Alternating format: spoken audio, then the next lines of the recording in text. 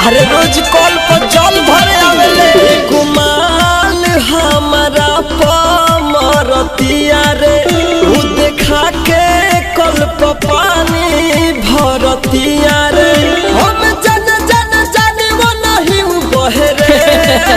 बड़ा खुश लागत रे तने ओकर फोटोवा देखइबे ले है देख। अरे हे हिया अथु का भई रे ओकर दिहल का दर्द दिलवा कितना सहे रे।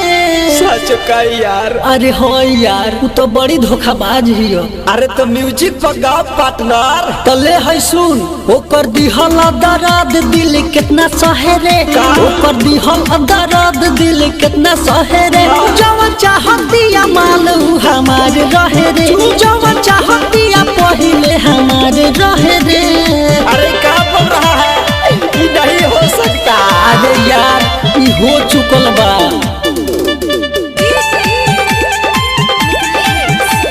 रिकॉर्डिंग स्टूडियो बड़े अमर गोपालगंज।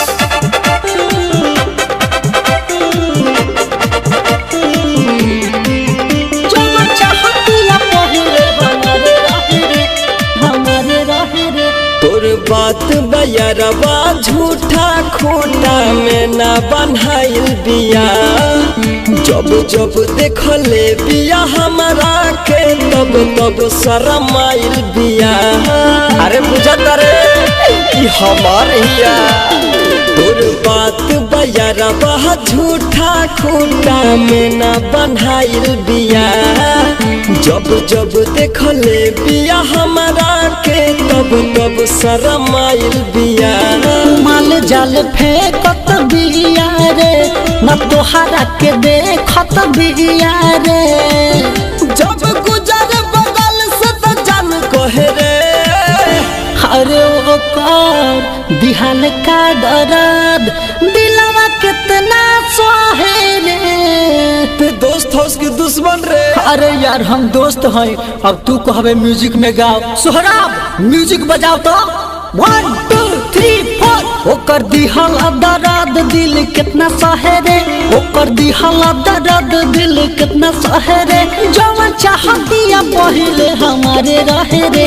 जवन चाहतिया पहिले हमारे रहे रे। जवन चाहतिया पहिले हमारे रहे रे। जवन चाहतिया पहिले हमारे रहे रे। जवन चाहतिया पहिले हमारे रहे रे। चिपरी पथत में बोलावे हमके हम नहीं जानी डरे। मुन्ना मतलबी देखी अगर तो जाके कह दी घरे। बुझले यही से डरन ना जाइले। ओ तो चिपरी पथत में बोलावे हमके हम नहीं जानी डरे। मुन्ना सिकंदर देखी अगर तो जाके कह दी घरे। तमन्ना अखिलेश आकाश के बाप नहीं तो तोहरा के खिया दिला। बिया चर्चा में यार खूब जहे तोहे रे। ओकर दिहल का दर्द दिलवा कितना सहे रे।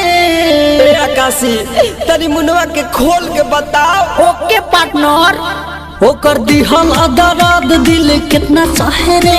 ओकर दिहल दर्द दिल कितना सहे रे। जवन चाहतिया तोरा के हमारे रहे रे। जवन चाहतिया पहिले हमारे रहे रे। बुझले।